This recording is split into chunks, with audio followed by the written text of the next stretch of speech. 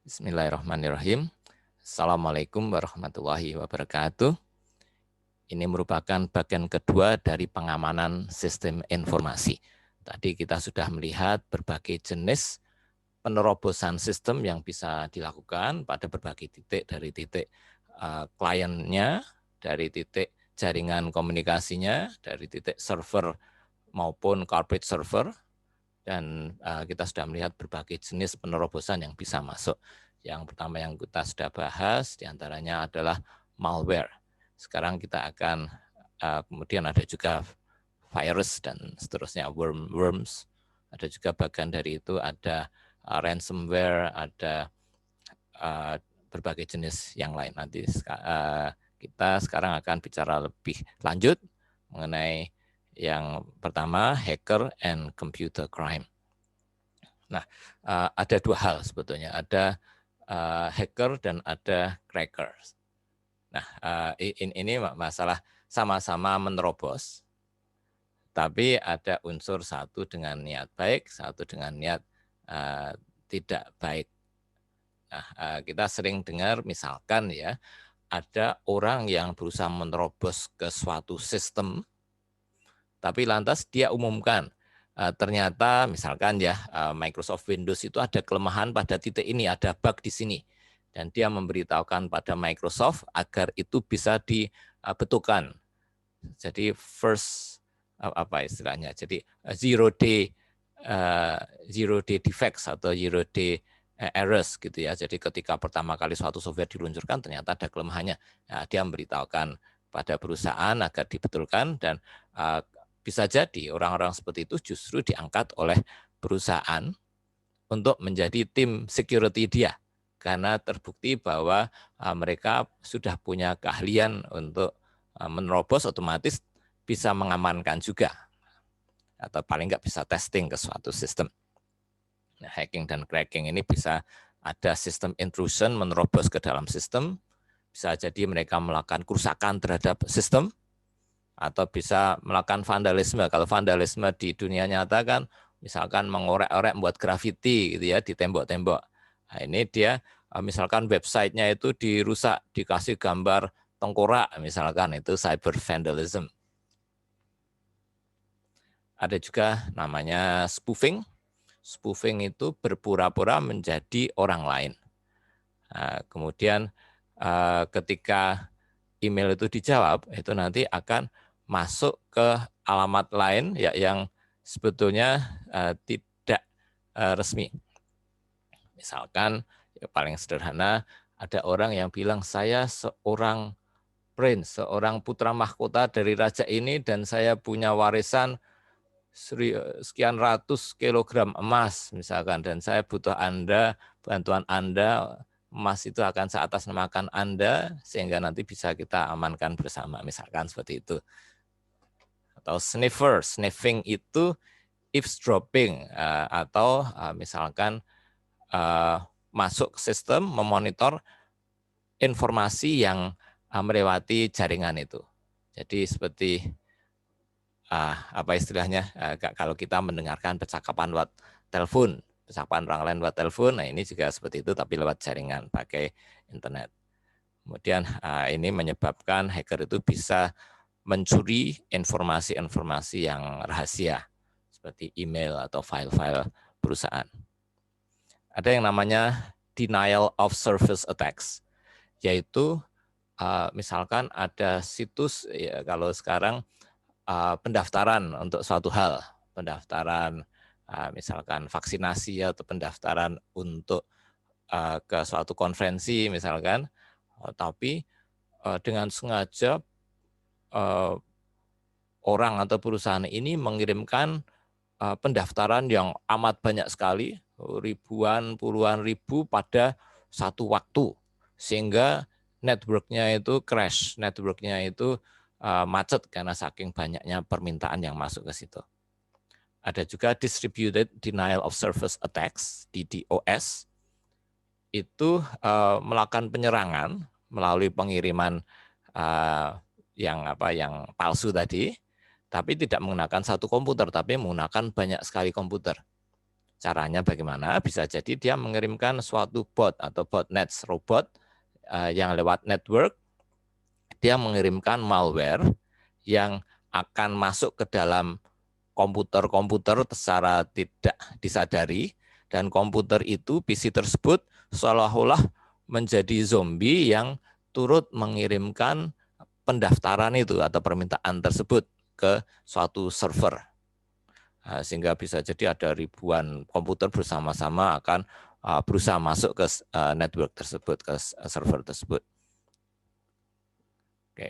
Dan ternyata 90% spam dan 80% dari malware itu dikirimkan melalui bot ini. Ada suatu ketika misalkan ada namanya Gram, suatu botnet namanya Gram itu bisa mengontrol sampai 840.000 komputer terinfiltrasi, dan secara bersamaan mereka melakukan sesuatu pakai DDoS tadi. Ada juga yang namanya kejahatan komputer, yaitu suatu pelanggaran dari hukum kriminal yang berkaitan dengan teknologi komputer untuk tujuan menerobos, dan ini hukum ini juga akan memayungi investigasi maupun penghukuman untuk kejahatan tersebut.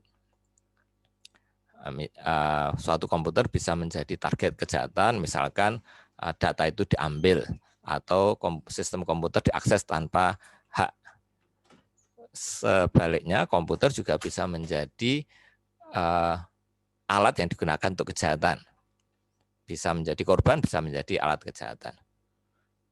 Kemudian ini tentang penyalahgunaan lagi, ada identity theft atau pencurian informasi, sehingga misalkan Anda punya akses pakai kartu, pakai RFID, kartu masuk ke kampus misalkan. Nah, kartu itu diduplikasi atau dicuri, kemudian dipasang di kartu yang lain, kemudian akan masuk ke perusahaan tersebut atau ke kampus tersebut dan akan menerobos ke ruangan-ruangan rahasia menggunakan identitas curian tersebut.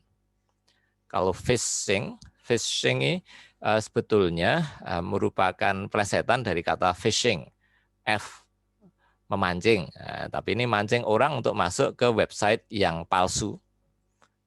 Dan dia juga mengirimkan email yang seolah-olah resmi, seolah-olah dari perusahaan resmi, tapi dia sebetulnya tidak sah, tidak resmi. Tujuannya untuk meminta data-data personal dari seseorang. Ada juga yang namanya evil twin, itu membuat suatu misalkan ya, membuat suatu akses WiFi yang mirip dengan yang resmi. Misalkan satunya namanya koneksi internet misalkan. Nah, itu dibuat juga WiFi namanya koneksi internet, namanya sama persis padahal itu palsu, sehingga salah-salah orang akan masuk ke WiFi tersebut. Ada farming. Farming plesetan juga dari farm, dari peternakan, tapi pakai PH, bacanya juga sama. Ini mengarahkan pengguna untuk masuk ke website yang palsu. Kalau click fraud, ketika ada keterangan di suatu web, ada yang membuat kita tertarik, misalkan ada produk komputer baru atau handphone baru, kita klik di situ, ternyata dia melakukan sesuatu yang tidak seharusnya, misalkan masuk ke iklan yang lain, atau salah-salah malah dia akan download suatu program tertentu. Ada juga cyber terrorism and cyber warfare. Nah, ini juga mulai ramai karena ternyata baru beberapa saat yang lalu ternyata hacker diasumsikan dari Rusia itu berhasil menerobos ke suatu sistem yang digunakan bersama-sama oleh puluhan ribu perusahaan dan lembaga pemerintah di Amerika.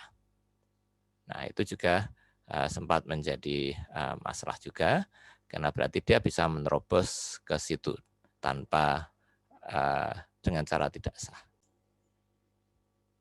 Kemudian ternyata ada juga ancaman dari dalam, yaitu para karyawan yang bekerja di perusahaan tersebut. Karyawan ini merupakan ancaman keamanan dari dalam perusahaan. Mereka punya pengetahuan seperti orang dalam. Nah, ini biasanya terjadi karena prosedur keamanan yang tidak rapi. Atau bisa juga karena social engineering. Jadi karyawan yang mangsah di situ itu ditipu agar memberikan password mereka.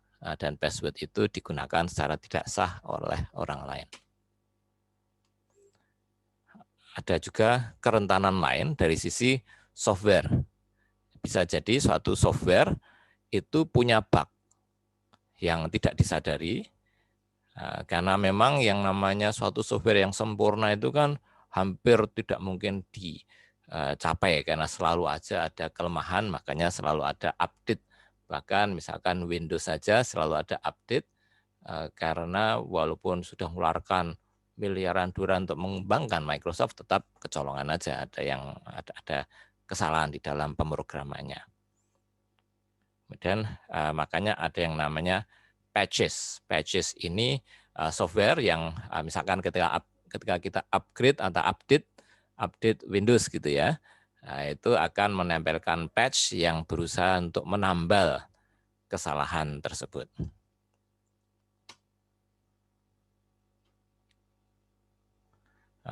Dan ternyata dari sisi nilai bisnisnya, maka sistem komputer yang gagal, yang salah itu bisa menimbulkan kerugian yang sangat besar karena bisa melumpuhkan fungsi dari suatu bisnis.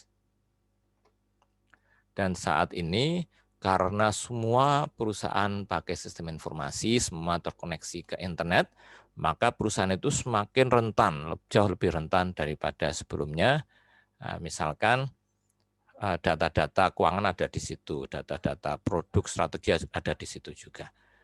Dan ketika ada penerobosan dari sistem keamanannya, ada yang gagal, maka bisa menyebabkan nilai pasar perusahaan turun langsung. Misalkan Anda bayangkan Google, tiba-tiba search engine-nya down itu kan langsung persepsi orang langsung turun. Atau misalkan Zoom, tiba-tiba gagal gitu, kita nggak bisa pakai Zoom, pasti langsung orang pergi ke sistem yang berbeda, pakai MS Teams, karena tetap itu suatu kebutuhan yang sangat mendasar sekarang. Dan juga ada masalah liability. Jadi siapa sih nanti yang bertanggung jawab kalau ada permasalahan keamanan dan permasalahan kontrol tersebut. Kalau dari sisi legal, dari sisi hukum itu banyak sekali peraturan yang diperlukan untuk menangani. Misalkan ada peraturan yang terkait dengan keamanan data medis, karena yang namanya data medis itu suatu yang rahasia yang dimiliki oleh seorang. Jadi pada dasarnya tidak boleh ada orang yang dengan enaknya saja tahu bahwa seorang menderita penyakit tertentu gitu kan, karena nantinya akan bisa digunakan untuk penipuan, dan memang itu masalah private kita. Ada juga hukum yang berkaitan dengan tuntutan kepada perusahaan yang bekerja di bidang keuangan untuk menjamin keamanan data konsumennya. Sehingga kita kenal, misalkan bank kan tidak boleh begitu saja memberikan data mengenai rekening seorang nasabah maupun apalagi besaran uang yang dimiliki oleh nasabah tersebut, kecuali kalau ada misalkan perintah dari pengadilan. Ada ini yang cukup unik, ada Sarbanes-Oxley Act kalau ini di Amerika. Ini ada berangkat dari kasus, kalau Anda ingat Enron. Enron itu perusahaan yang sangat besar sekali, dia masuk di Fortune 500, dianggap sangat sukses. Padahal dia itu hampir bangkrut. Dia dianggap sukses karena ternyata dia melakukan double accounting, pelaporan internal dan pelaporan eksternalnya itu dibuat berbeda. Dan akhirnya ketahuan, ternyata kelihatan perusahaan, salah satu perusahaan yang paling sukses, ternyata malah dia mau bangkrut. Nah, ini memberikan kewajiban tanggung jawab pada perusahaan untuk menjamin akurasi atau ketepatan dan integritas dari data finansial yang digunakan secara internal dan disebarkan secara eksternal. Jadi harus sesuai internal dan eksternalnya, tidak boleh ada double accounting. Kemudian untuk melakukan penyelidikan, maka harus ada bukti-bukti elektronis. Misalkan kalau bukti elektronis dari kejahatan kerah putih, kalau kerah putih ini suatu istilah yang digunakan untuk orang yang bekerja di kantoran. Kalau kerah biru itu orang yang bekerja di pabrik misalnya gitu ya. Oke, ini harus ada bukti-bukti dalam bentuk digital yang misalkan email atau instant message seperti di WhatsApp itu atau transaksi e-commerce. Kemudian maka perlu ada dokumentasi data, ada kontrol data yang baik agar ketika perlu memberikan bukti itu akan mudah dicari. Kemudian untuk merunut kejahatan ada juga yang namanya computer forensics. Itu pengumpulan dan penyelidikan dan autentikasi dan penyimpanan dan analisis data secara saintifik dari media penyimpanan untuk digunakan sebagai bukti dalam pengadilan. Misalkan ada seseorang yang karena melakukan kejahatan maka komputernya itu dibakar, termasuk harddisknya juga ikut terbakar. Itu pakai computer forensics, harddisk itu barangkali bisa dihidupkan kembali walaupun sudah terbakar dan nanti analisis datanya juga akan dilakukan. Kalau ekstrim kalau dibakar, biasanya di datanya itu di-hidden atau dihapus, tapi seringkali ada cara untuk memunculkan data tersebut. Kemudian ada kontrol sistem informasi, ada yang sifatnya manual dan ada sifatnya otomatis. Kalau manual itu misalkan ya nanti ketika komputernya ada di ruangan khusus yang bisa digunakan untuk akses jaringan, ketika mau masuk ada satpam yang jaga, itu manual. Kalau automated nanti login-nya itu nanti sudah diberi akses tertentu. Ini beberapa jenis kontrol sistem informasi. Tadi Anda ingat masih ada security dan ada control. Ini kita masuk ke control atau kontrol. Ada kontrol untuk softwarenya, perangkat lunak, dan untuk perangkat keras. Ada kontrol untuk operasi komputernya. Ada kontrol terhadap keamanan data, ada kontrol terhadap implementasi dan administrasi.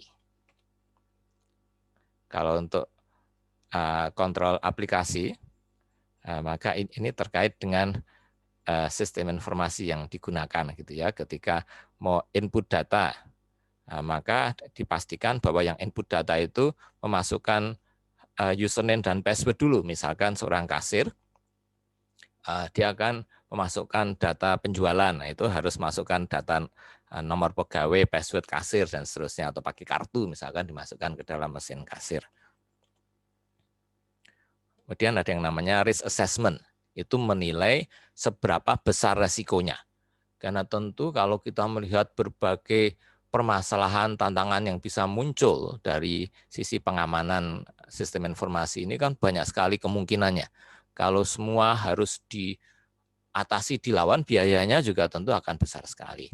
Nah, maka harus ditentukan berapa sih tingkat keamanan, tingkat risiko, agar bisa tahu prioritasnya.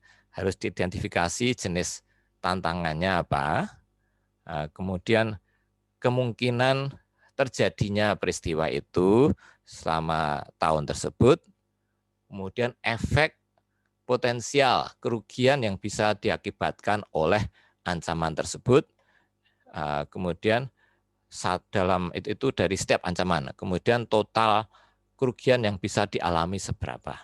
Kita bisa membuatkan tabel seperti ini, ancamannya apa? Misalkan di sini listrik mati, itu kan ancaman yang sederhana ya. Probabilitasnya ternyata cukup besar, kemungkinan 30% akan terjadi. Dalam 1 tahun kecil kemungkinan tidak ya lumayan lah 70% kemungkinan tidak mati listrik dalam setahun. Nah, itu sudah bagus sekali. Kalau untuk Indonesia mungkin sebaliknya probabilitas 70% gitu mungkin ya. Tapi kalau di sini asumsinya listrik mati kemungkinan 30% dalam setahun. Kalau sampai listrik mati, kerugiannya bisa mencapai misalkan ini 5.000 sampai 200.000 dolar. Berapa kali nanti diperkirakan berapa kali dia akan mati, sehingga dalam 1 tahun kemungkinan kerugiannya berapa. Embezzlement ini pencurian, atau user error ini salah masukkan data, misalkan 98% kemungkinan salah masukkan data, kerugiannya kira-kira masing-masing berapa. Nanti kita bisa misalkan kita fokuskan karena kerugian yang paling besar ternyata listrik mati. Nah, berarti kita harus siapkan generator genset yang banyak, yang cukup untuk tetap menghidupkan sistemnya. Kalau yang ini pencurian ini kan kemungkinan ruginya sedikit, sehingga tidak perlu nambah banyak satpam untuk mencegah pencurian. Karena toh juga kalau dicuri ya cuman sekian perkiraan kerugian per tahun. Kemudian ada yang namanya kebijakan keamanan. Nah, ini menentukan, mengurutkan resiko yang bisa terjadi, kemudian apa saja target yang wajar. Target untuk keamanan tidak mungkin 0, tidak ada pencurian data sama sekali, tapi yang wajar seberapa dan bagaimana cara mencapai tujuan tersebut. Nah, nanti ada juga beberapa kebijakan lain yang harus dihasilkan dari kebijakan umum ini, yaitu misalkan kebijakan penggunaan, cara penggunaan sistem, kemudian kebijakan mengenai otoritas. Nah, nanti ada berapa tingkatan otoritas, misalkan tingkatan paling bawah hanya bisa akses masukkan data untuk kasir, misalkan akses yang lebih tinggi bisa melihat tampilan datanya, tidak bisa input, bisa melihat tampilan datanya, bisa melihat agregat untuk kerugian atau pemasukan uang untuk 1 minggu, 1 bulan, 1 tahun dan seterusnya. Ini level-level otoritas. Kemudian pengelolaan identitas. Dan juga misalkan ini ya, untuk pengelolaan identitas, setiap orang, setiap pekerja yang ada di situ atau juga manajer, dia punya profil keamanan. Profil keamanan di sini. Namanya siapa? Ini hanya clerk. Clerk ini ya staff biasalah di divisi mana, kemudian dia tipe aksesnya apa. Oke, untuk ini untuk data-data SDM. Untuk melihat data medis, orang ini tidak punya akses. Untuk gaji tidak bisa akses. Untuk melihat jumlah tabungan pensiun tidak punya akses. Kemudian kalau manajer dia bisa untuk data SDM ini punya akses tapi hanya read only, hanya baca aja, nggak bisa merubah. Nah, mungkin kalau security profile-nya lebih tinggi, nanti sebagai admin, nanti bisa mengubah data. Tapi kalau ini tidak bisa mengubah, hanya read only. Kita tadi sudah bilang juga ada kemungkinan bencana. Nah, ini juga perlu disepakati bagaimana rencana penanggulangan dan pengatasan bencana atau mitigasi bencana. Nah, kemudian juga apabila terjadi bencana, bagaimana cara agar bisnis itu tetap bisa beroperasi, bisa berjalan walaupun misalkan semua server rusak karena ada gempa bumi besar gitu, seluruh gedung perusahaan rusak beserta sistem-sistemnya. Bagaimana caranya agar perusahaan tetap bisa berjalan walaupun ada bencana tersebut. Ada yang namanya audit sistem informasi, yaitu melihat tingkat keamanan dari suatu perusahaan, mereview teknologi yang ada, mungkin juga melakukan simulasi atas bencana yang mungkin terjadi, kemudian juga mencatat semua kelemahan-kelemahan, dan mengakses, menilai seberapa besar efek dari ancaman-ancaman itu. Nah, misalkan ini yang bisa dilakukan, misalkan jenis bencana apa, atau jenis kelemahan apa, ditaruh di sini, tulis di sini. Kemudian kemungkinan ada penyalahgunaan, ini ada yang bisa disalahgunakan, ada yang tidak bisa disalahgunakan, jadi biarkan aja kalau nggak bisa disalahgunakan. Kenapa? Penjelasannya, Kemudian ada laporan ke manajemen apa yang harus dilakukan untuk mengatasi. Yang dua ini kan harus diatasi karena bisa disalahgunakan. Nah, kalau yang satu ini tidak ada rekomendasi karena memang tidak masalah. Kemudian ada juga software untuk mengelola identitas biar lebih aman.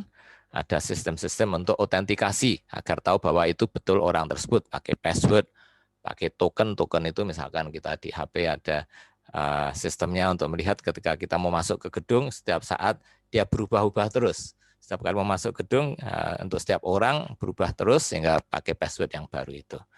Pakai kartu juga bisa, pakai RFID kartunya, pakai biometrik itu misalkan scan retina, scan fingerprint misalkan, atau two-factor authentication, ada dua. Selain pakai fingerprint, sekaligus pakai password misalkan. Itu lebih aman lagi. Kemudian ada firewall. Firewall ini kombinasi sistem hardware dan software untuk mencegah penerobosan dari pengguna yang tidak sah. Misalkan pakai beberapa teknologi ini. Ada juga gambaran seperti ini. Ini melalui internet. Nanti ada semacam tembok untuk menjaga agar orang yang tidak sah tidak bisa mengakses servernya. Ini ada firewall dari luar, ada firewall yang ada di dalam. Nah, ini agar tidak sembarang karyawan perusahaan tersebut akan bisa masuk ke sistem korporat ini. Nah, dan ini firewall ini sebetulnya ya suatu software gitu ya. Dia menggunakan aturan-aturan yang sudah ditentukan oleh perusahaan. Misalkan tadi otoritasnya siapa, terus data biometriknya seperti apa, kemudian bagaimana cara hanya membolehkan orang yang sah untuk masuk. Gitu. Kemudian di corporate system ini tentunya terhubung dengan jaringan komputer yang lain juga. Kemudian ada sistem untuk memantau adanya orang yang menerobos ke sistem. Ada juga software yang digunakan sebagai antivirus dan anti-spyware. Kemudian ada juga yang gabungan sistem yang menyeluruh untuk mengatasi. Itu masuk ke komputer. Sekarang kita bicara pengamanan jaringan network. Wi-Fi itu kan ada setting Wi-Fi, ada WEP gitu kan misalnya. Ini berarti harus ada nama khusus yang diberikan pada Wi-Fi tersebut. Nanti ada password-nya misalkan. Ini kalau pakai password juga ada WPA2 spesifikasinya. Nah, ini memungkinkan terjadinya password yang selalu berubah juga. Nah, mungkin data password itu dikirimkan langsung ke handphone kita sebelum kita akses. Ada juga yang namanya enkripsi. Enkripsi data ini disandikan. Ketika mau dikirim, datanya disandikan. Ketika mau diterima, dibuka lagi pakai sistem sandi yang sama. Ada yang dua metode, ada SSL, ada HTTPS. Nah, ini sekarang untuk website biasanya kalau Anda baca http://, apa-apa itu alamat URL-nya. Sekarang ada juga HTTPS biasanya untuk sistem yang perlu diamankan lebih jauh, misalkan untuk online banking misalkan itu pakai HTTPS. Nah, untuk enkripsi ada beberapa metode. Enkripsinya itu ada yang simetrik, yaitu satu sandi digunakan baik untuk pengirim maupun penerima. Kalau public key encryption bisa jadi pakai dua, yang menerima dan mengirim itu sandinya beda. Ini setelah dikirim maka akan disandikan, diacak pesannya pakai public key. Pesan yang sudah diacak dikirimkan, kemudian dibuka pengacaannya dengan private key, baru diterima oleh penerima pesan. Ada juga sertifikat digital, yaitu suatu file yang digunakan untuk memastikan identitas penggunanya. Misalkan kita pakai kita menuju ke website tertentu. Website itu ada website yang memang butuh proteksi yang tinggi, orang harus percaya pada website tersebut. Dia misalkan website perusahaan atau website bank dan seterusnya. Dia itu mendaftarkan websitenya pada otoritas yang memberikan sertifikasi. Kemudian ketika ternyata tidak tersertifikasi, maka browser kita akan beritahu. Kadang-kadang Anda terima pesan bahwa this website is not certificated. Ternyata tidak disertifikasi, padahal ini website e-commerce misalkan. Nah, nanti Anda harus beritahu apakah saya mau masuk atau nggak jadi masuk. Ada public key infrastructure, ini biasa digunakan untuk e-commerce, untuk pengamanan jaringan e-commerce. Nah, kalau ini sistem sertifikat digital, ada pengguna individu lewat internet, kemudian dia masuk ke website tertentu, website ini sudah harus terdaftar di lembaga sertifikasi. Oke, jadi ada sertifikatnya, dicek nomor sertifikatnya, nanti baru diberitahukan kepada pengguna, oh ini sah ini. Oke, terus nanti ini resmi, ini sudah tersertifikasi, nanti baru bisa terhubung ke situs tersebut.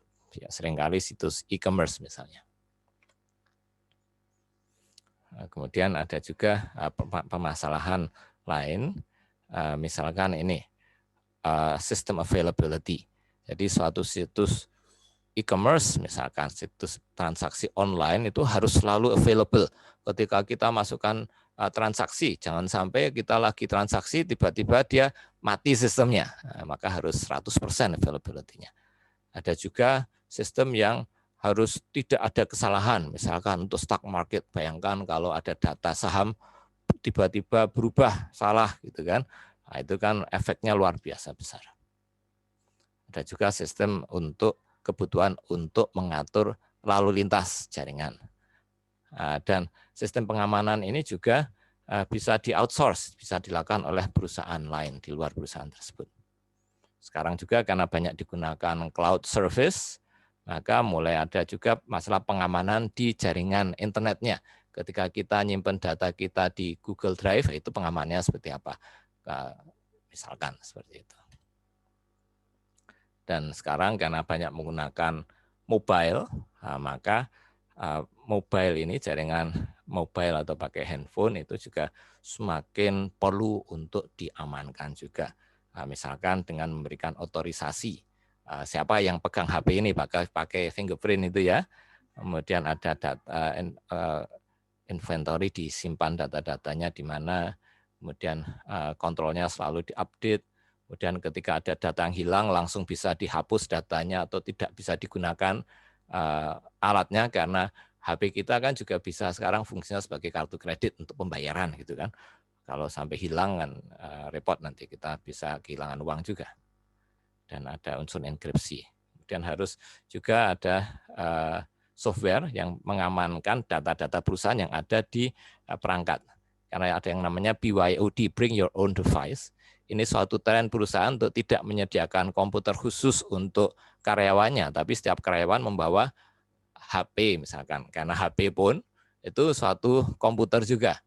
Dia akses data di perusahaan pakai HP, nanti harus diamankan sendiri karena belum tentu aman, karena HP ini kan digunakan selain untuk kerja di kantor juga untuk hal-hal yang personal kan. Kemudian kualitas software juga harus dijamin juga, kualitas software yang digunakan. Oke. Nah, ini bagian akhir dari bagian 2 penjelasan mengenai pengamanan sistem informasi. Dan tentunya kita selalu bertemu dengan hal-hal seperti ini dalam kehidupan sehari-hari, dan tentunya akan selalu berkembang. Yang namanya kejahatan IT itu kan selalu berkembang, lebih banyak kemungkinan kejahatannya, sehingga kita harus stay vigilant, tetap harus berhati-hati dan tetap mengikuti perkembangan. Terima kasih dan wassalamualaikum warahmatullahi wabarakatuh.